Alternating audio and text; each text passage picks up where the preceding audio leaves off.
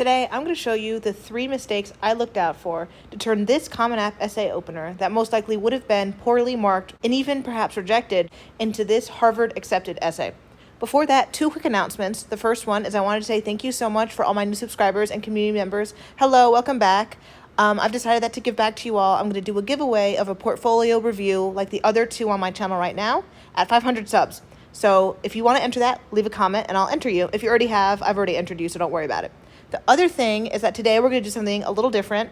Somebody that I was talking to about my channel suggested that I do a comment giveaway. So today I'm going to go over the 3 biggest mistakes that I noticed students making.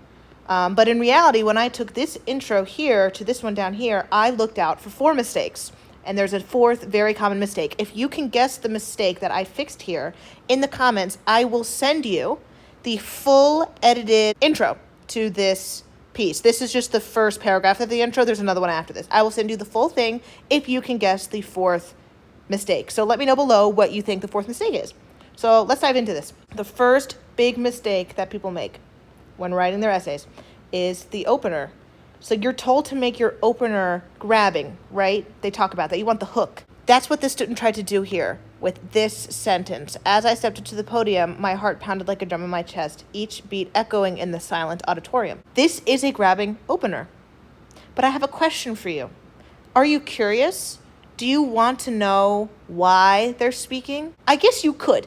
But if you're reading 500 of these in a row, do you really want to know why this student is stepping up to the podium? I personally don't. It's well written and it's interesting and it is grabbing, but it doesn't make you want to keep reading in the same way that the rewritten one does. Let's look at this. Having promised my sister I would speak for her when she couldn't, did not ease the growing anxiety in my chest as I approached the podium. So I want to know, 1, why did you promise your sister you would always speak for her? 2, why are you at this podium? Are you speaking for her? Where are you? Does this make sense? What I'm saying here is that you want, not only do you want it to be good, yes, it needs to be good, obviously, and this student did a good job with this opener. It's good. It's good. There's nothing wrong with it, and it's interesting. But you want it to propel the reader forward, which this first one here does not do. And that's very important for your opener, to make sure not only to show that you're a good writer, but to make sure that your reader is paying attention to your narrative and to your voice, because they're going to be giving you a score. They're going to be giving you a score or a number on this. And they're more likely to give you a better score, 1, if they read everything carefully because you made it interesting, and 2, if you have written a good, compelling piece. And compelling also means emotionally compelling. The second mistake here is the use of visual imagery. So this is something I noticed a lot. Particularly, I noticed this with so I have an in-person tutoring business, which is what I'm doing now. I recently transitioned to doing some work on Fiverr, which, by the way, I've gotten a lot of attention from YouTube subscribers on Fiverr. Thank you so much for reaching out. I do offer the discount, which is why I think I've gotten so much attention there. I've noticed a lot of their essays have this mistake. I'm curious to know why, because I don't get this with my tutoring students, my in-person tutoring students as much. So this is very interesting to me. And if you think you know why, please feel free to leave a comment. I actually think it's probably because people who find me on YouTube are watching other YouTubers who tell you to use visual imagery, which is a good suggestion, but they don't tell you, 1, how to do good visual imagery, which I can talk about in another video, but 2, they also don't tell you when to stop using visual imagery. I want you to read the intro, this first one here, the before. Basically, the entire thing is visual imagery. I really like this line here because I like that sentence a lot. It's really well done. And that's the thing, is that like all of this stuff in a vacuum is great. All of this that reached ahead, frantically searching for the blah, blah, blah. It's just fantastic. But the fact of the matter is you have 650 words to talk about what you need to talk about. This has taken up almost 200. I know nothing about you other than that you're good at using imagery. And the other thing with imagery, even if you're applying as a liberal arts major, where you need to be a good writer, is that your imagery needs to be serving a purpose, hopefully a dual purpose. So, for example, the clumsy dancers on a crowded stage line would be much better if this student were, for example, a dancer, because then they could be building a metaphor with this imagery. You can also see that this imagery, I didn't highlight, but it's this entire thing up here. It's just imagery, imagery, imagery. All we're getting is, again, very advanced and good descriptions of how this person is feeling. But at the end of the day, I know nothing about this student other than that they're nervous.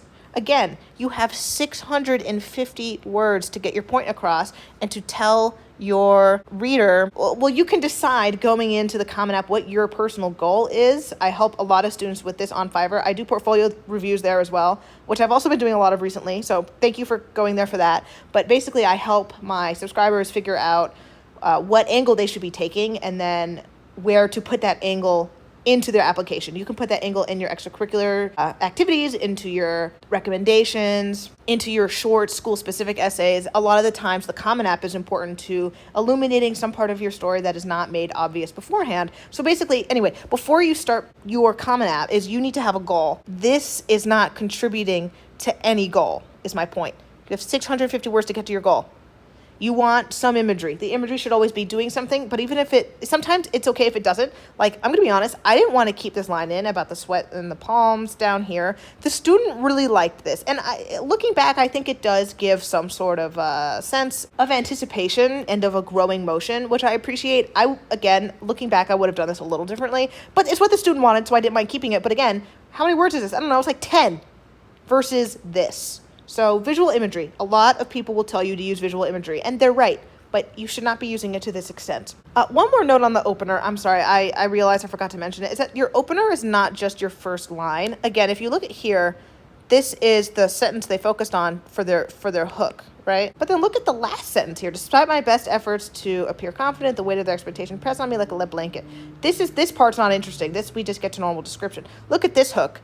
The hook starts here. Yes, the first sentence is very strong, but the whole of the first paragraph is very strong. When you get to the end of the first paragraph, you're thinking, dang, what is going on? I want to keep reading. So your hook is not just the first line, is really important. The third would be pacing, also known as, I'm going to call it divine inspiration. Spelled that wrong. So much for Harvard, right? Divine inspiration. So what do I mean by that? Let's look here to the first opener. My mind raced ahead, frantically searching for the next sentence, while my tongue tangled itself in knots, struggling to keep pace. I breathed in, and like a flash of lightning, clarity came to me. Like a flash of lightning, clarity came to me. This is a very lazy writing device, because essentially there's no building action, nothing happens. Just all of a sudden something happens. So this is bad for a few reasons. One, again, it is just kind of lazy. If you've done it, I don't blame you. A lot of students do this. And by lazy, I don't mean you're being lazy. I mean the writing itself is kind of lazy. Like, you're reading it and you're like, oh, you breathed in and all of a sudden you knew. It's kind of like how in English class, you're reading a book and the end is on, oh, and all the long it was a dream. It's just kind of, the writing itself is lazy. Again, you're not lazy. There's no lazy high school students. The work you all have to do on a daily basis is more than I will most likely do the rest of my life. I'm just going to put it that way. High school is literally the hardest and most stressful time of your life. So I'm not calling you lazy, but the piece of writing itself is a bit lazy when you do that. Let's look at alternatives to divine inspiration. So the first issue with it is that it's lazy. But the second issue is that it doesn't provide you the space to talk about your own development and not only speak about it, but demonstrate it. I want to know why you suddenly come to a conclusion. In life, we do not often come to conclusions that quickly, right? We learn things over time. Our personalities change. We learn. We grow as people.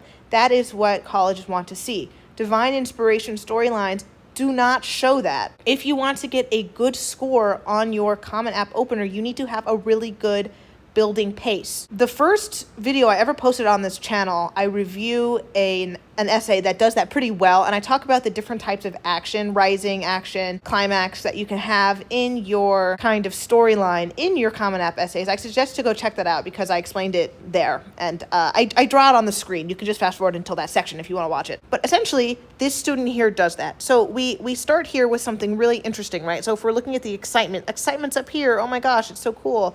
And then we kind of we take a step back, right? It's like, okay, now let's talk a little bit about now we're going to get some of the details. And then by the end, they hit a climax again, right? So this is kind of the way to grab. If we're going back to the hook, this is like the shape of the narrative. And this is what I would suggest. You open with something very detailed and very interesting.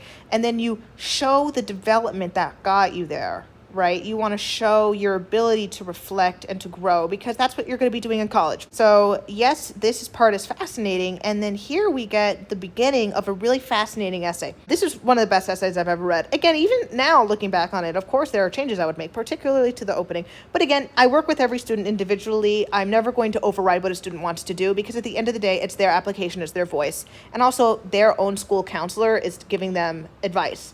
And at the end of the day, no matter who you're getting advice from, make sure that the person who's giving you your final check of approval is your school counselor, because they're going to be writing you a letter of recommendation, and it's better for them and for the cohesiveness of your application if they are happy with your essay, because then they're able to market you a bit better. It's kind of complicated and political, but essentially it makes their job a lot easier if they know, okay, their essay is about service, and I'm going to write my letter about them on how great they are at service. So just make sure you're on the same page as your college counselor at school, which is something I emphasize in, I think, basically every video, but just to reiterate that here. Again, comment, giveaway. If you can figure out what you think the fourth mistake that I corrected here is, you can leave me your email after. I'll tell you if you got it right, and I will send you the next 1 or 2 paragraphs to this.